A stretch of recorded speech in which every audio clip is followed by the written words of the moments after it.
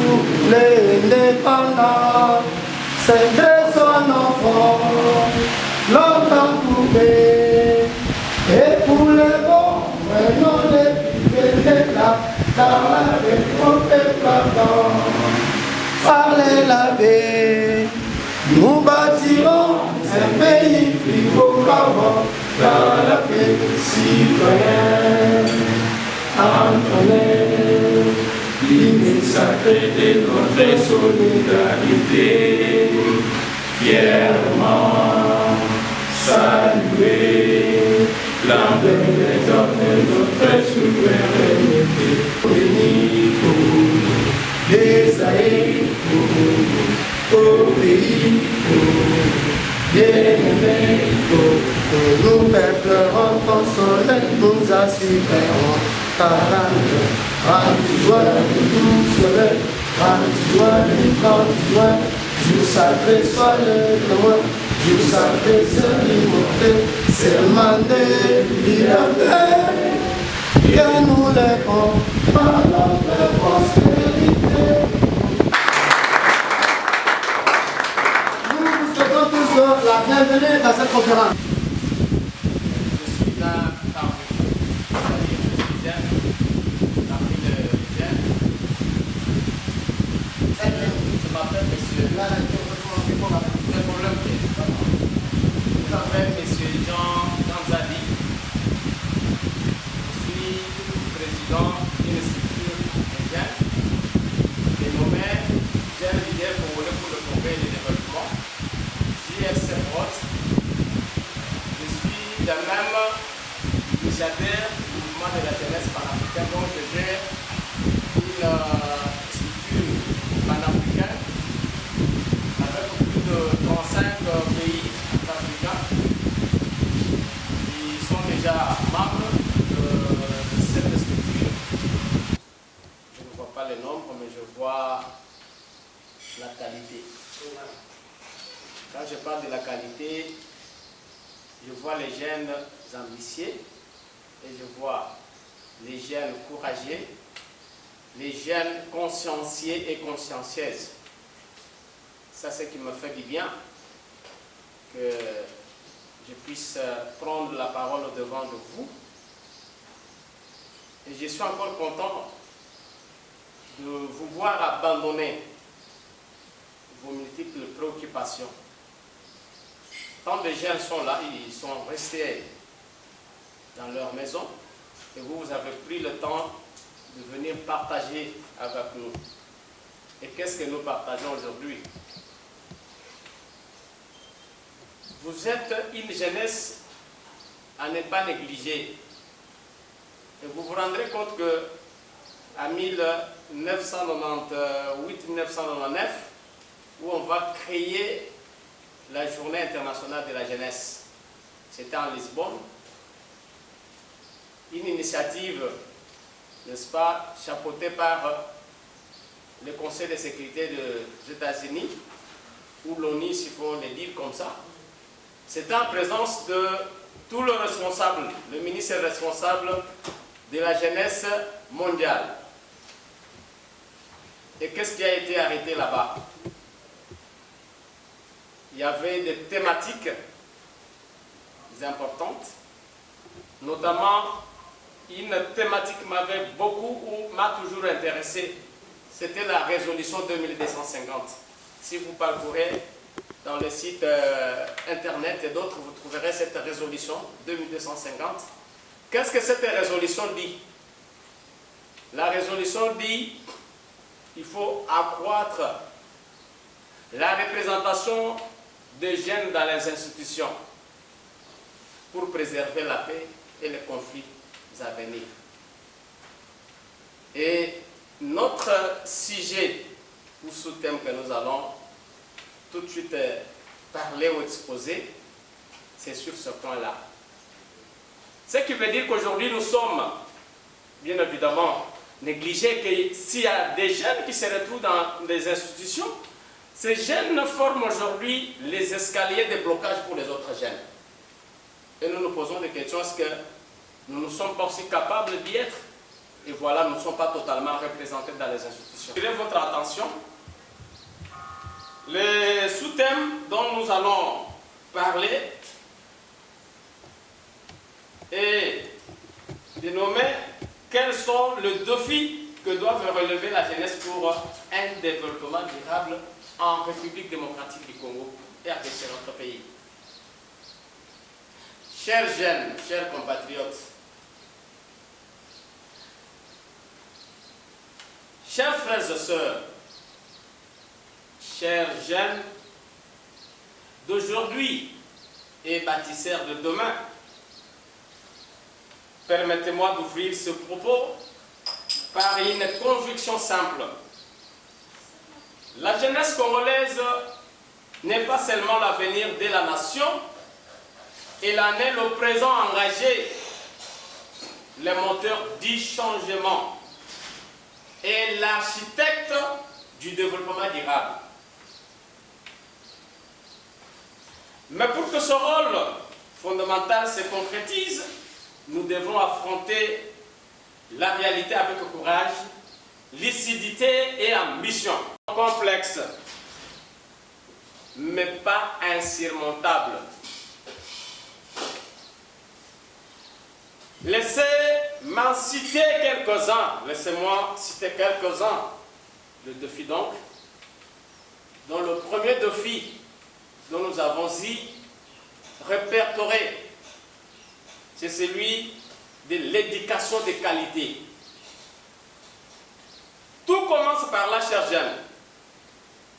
Aujourd'hui, nous avons des problèmes dans les institutions. Nous parlons de détournement. Nous parlons de la haine, de tribalisme et tout autre. C'est parce que nous avons été mal formés. Excusez-moi de le dire ainsi. Et donc, nous sommes ici d'un produit d'un système occidental. Nous avons hérité un système éducationnel occidental. C'est alors que nous voulons que nous ayons un système en nous, un système qui doit répondre à nos réalités. Nous avons des minéraux, nous avons tout, sauf rien. Mais si j'ai posé une question, où je vous présentais par exemple une pierre de diamant. Parmi tant d'autres ici, beaucoup ne connaissent pas les diamants, beaucoup ne connaissent pas l'or. Mais nous avons toutes ces choses en abondance, chers jeunes. Alors, le système occidental nous a amené, nous a détourné de la réalité, de notre réalité en Afrique, particulièrement en RDC, où nous avons tout.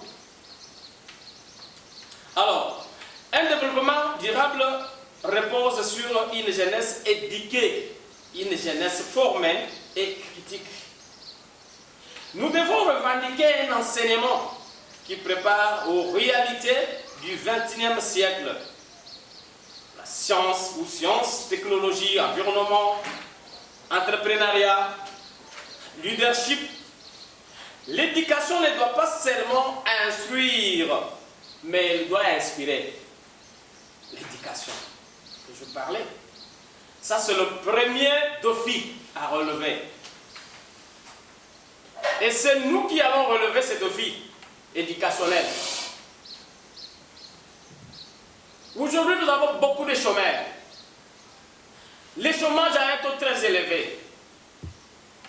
C'est dit, je me dis bien, aux filières suivies.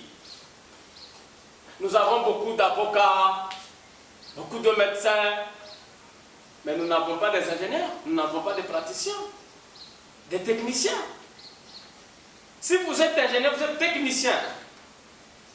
Je ne vois pas quelqu'un qui a fait la géologie minière chômer. Je ne vois pas quelqu'un qui a fait l'entrepreneuriat chômer, ne pas avoir de l'emploi. Il doit se faire créateur d'emploi. Il doit créer de l'emploi qu'attendre auprès de l'État. Voilà le défi que nous devons relever avec vous. Le deuxième défi, c'est le défi de l'emploi et de l'entrepreneuriat. La RDC regorge de ressources. Je l'ai dit ici. Concernant le défi de l'emploi, chers jeunes, chers compatriotes, le président de la République, Félix Antoine Tshisekedi Tshilombo, chef de l'État, dans son premier pilier, parle sur les 6 piliers. Les piliers qu'il avait présentés devant les Congolais, qui regorgent sa vision, pour qu'on les renomme, plutôt qu'on les revote, qu'ils soient revotés pour le deuxième mandat qu'ils consomment maintenant. Dans ce premier pilier pour la jeunesse congolaise, le premier est le président de la République, le premier citoyen, dit créer plus d'emplois et accélérer la promotion de l'entrepreneuriat des jeunes. C'est ça le premier pilier, sur les 6 piliers. La jeunesse congolaise, ou, s'il vous plaît, la population congolaise est jeune à 68%. Sur les 110 millions d'habitants que nous sommes, la jeunesse représente 68% sur les 100%. Donc nous sommes nombreux. Alors, quand nous nous sommes rendus compte, nous avons fait le statistique. Je réponds d'ailleurs à l'intervention de l'intervenant qui me dit jusqu'à présent qu'est-ce qu'il y a eu exactement. Ça, c'est ce que j'ai dit. Je vous ai dit que c'est 0,25% des employés. Donc, la jeunesse reste au chômage. La jeunesse demeure au chômage.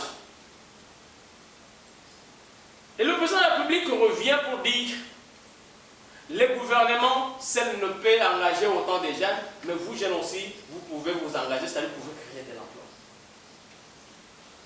C'est là que moi qui vous parle. J'aurais proposé au gouvernement de former 6 000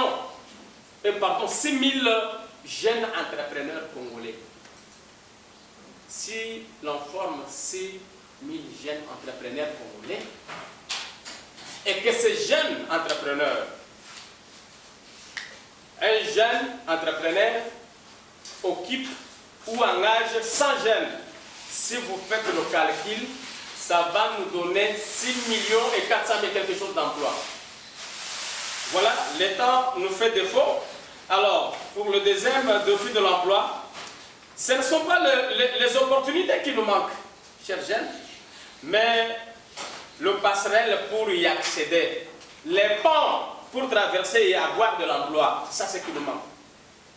Alors, il est urgent de créer un écosystème qui favorise l'insertion professionnelle, soutient les initiatives locales et valorise l'innovation. Nous devons innover. La jeunesse ne veut plus tendre la main. Ok? Et elle veut bâtir avec ses 2 mains. Nous voulons bâtir avec nos 2 mains qui tendent la main. Le troisième défi, chers jeunes, c'est le défi de la conscience écologique. Vous sentez toujours, on parle de l'écologie. L'écologie, c'est quoi exactement l'écologie? On ne peut parler de développement durable sans parler de protection de notre environnement. Protégeons l'environnement. Et comment protéger? Comment les protéger? La jeunesse doit être à l'avant-garde de la transition verte, de pratiques durables, de la lutte contre la déforestation et la pollution. J'allais citer les pollutions. Il y a pollution sonore, pollution atmosphérique, mais le temps nous fait défaut. Protéger la terre, c'est protéger notre avenir, chers jeunes. Ne fleurit que dans un climat de paix.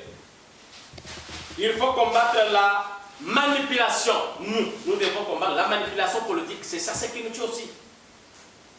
Nous devons quitter dans les poches des politiciens, dans les poches des individus pour être dépendants. Nous devons être nous-mêmes indépendants.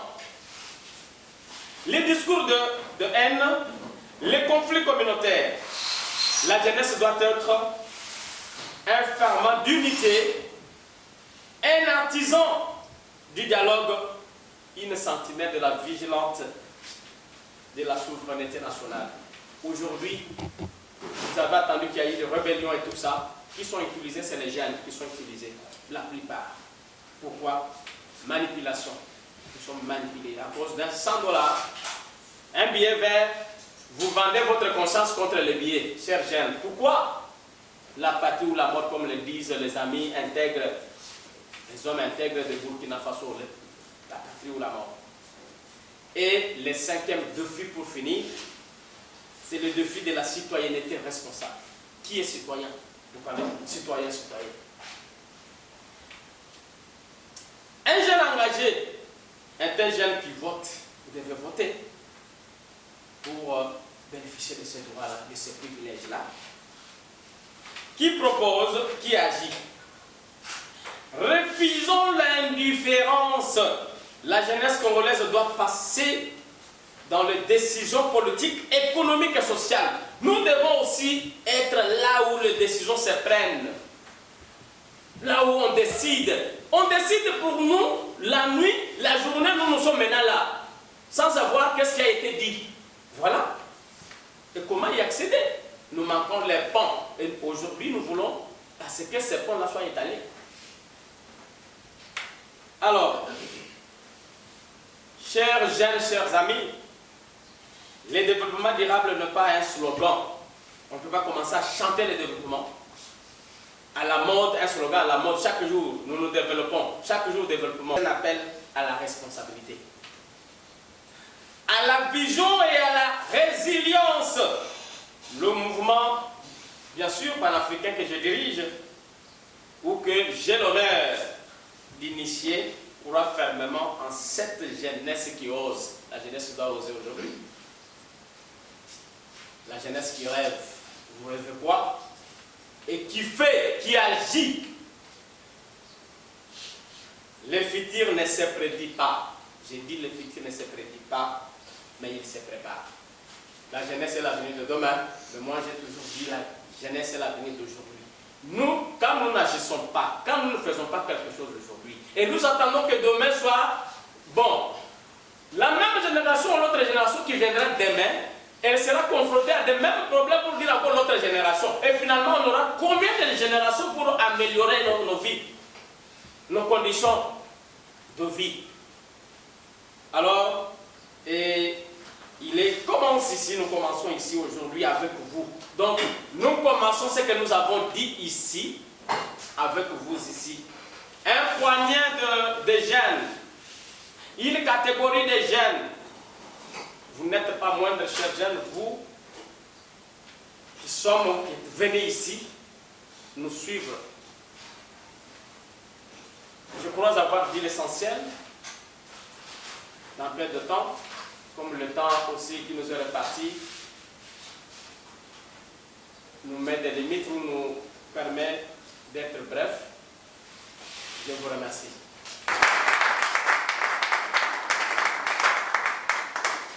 Pour savoir qu'est-ce que nous devons faire. Mes deux questions sont suivantes.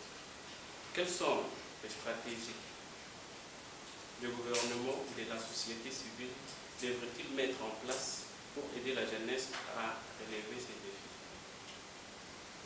La première question. Vous dites quelles sont les stratégies que le gouvernement, mais également la société civile, doivent mettre en place, n'est-ce pas, pour aider cette jeunesse à relever leurs défis. C'est une question très pertinente et cette question fait même la problématique de tout ce que je parlais. Donc vous me redonnez encore la parole pour reprendre, mais je ne peux pas reprendre, je vais être bref. Sachez-le que j'ai tenté de parler un tout petit peu de l'aspect politique, mais je n'étais pas politique. Parfois mon collègue a trouvé comme si j'étais purement politique, mais non, je n'étais pas politique. J'ai démontré les défis et comment y trouver solution. Aujourd'hui, si vous remarquez bien, la jeunesse accuse le gouvernement de le bloquer. Le gouvernement aussi accuse la jeunesse, n'est-ce pas, de ne plus être active. Donc c'est vice-versa.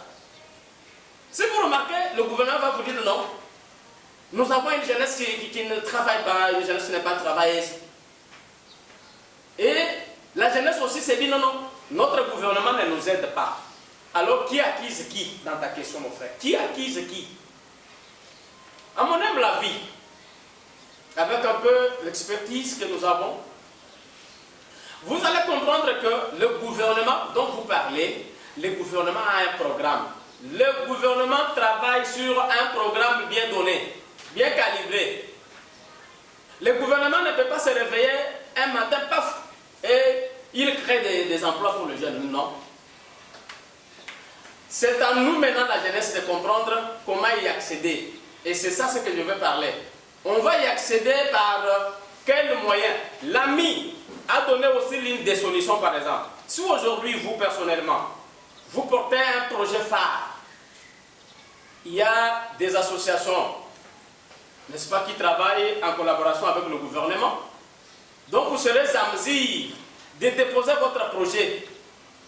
Les projets qui porteraient par exemple sur l'agriculture, parce que j'aime aussi bien ça. Et moi-même qui vous parle, j'ai initié un projet parlant de l'agriculture dont j'ai dénommé ce projet Wazalendo Agricole. Si vous voyez le gilet qui circule par-ci par-là, où on a écrit Wazalendo Agricole, c'est moi, l'initiateur. Où j'ai eu à proposer qu'il fallait que j'ai la bassa la bilanga. Totalaka minéré. Minéré, ça veut dire potentialité, tout genre, toutes sortes. Peu minéré, on est autres à ma belé. Ma belé, minéré, à minéré. Pose un minéré, il faut d'abord commencer par la terre. Il y a mon épée, n'a proposé pour protéger la loi de 1960. Les sols et les sous-sols appartiennent à l'État. Comme il y a l'utilisation, il y a ma belé, n'a pas ce qui n'est pas bon. Alors bref, le gouvernement n'a pas de propositions comme telles, mais le gouvernement a déjà un programme. Et dans ce programme gouvernemental, tout est déjà donné. Je suis M. Jean Zadi, président d'une structure de jeunes, jeune leader congolais pour le progrès et le développement, GLC Prod. Je suis encore initiateur du mouvement de la jeunesse panafricaine plutôt, c'est-à-dire le réseau des jeunes âgés pour l'Afrique.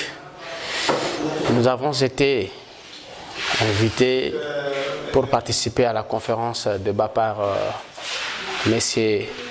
John Kankonde, le président du GRA, dont nous avons dit à m'atteler d'abord sur l'indépendance, dont nous avons dit l'indépendance ne peut pas être seulement politique, mais il faudrait qu'on accède aussi à l'indépendance économique. Et surtout, c'est ça notre indépendance et c'est ça la liberté. Et cette jeunesse doit travailler et cette jeunesse doit prendre conscience. Raison pour laquelle le thème qui nous a été donné, c'était de parler sur quels sont les défis que doivent relever. Ce que nous allions dire à l'occasion de cette conférence dont nous avons été intervenants. Merci.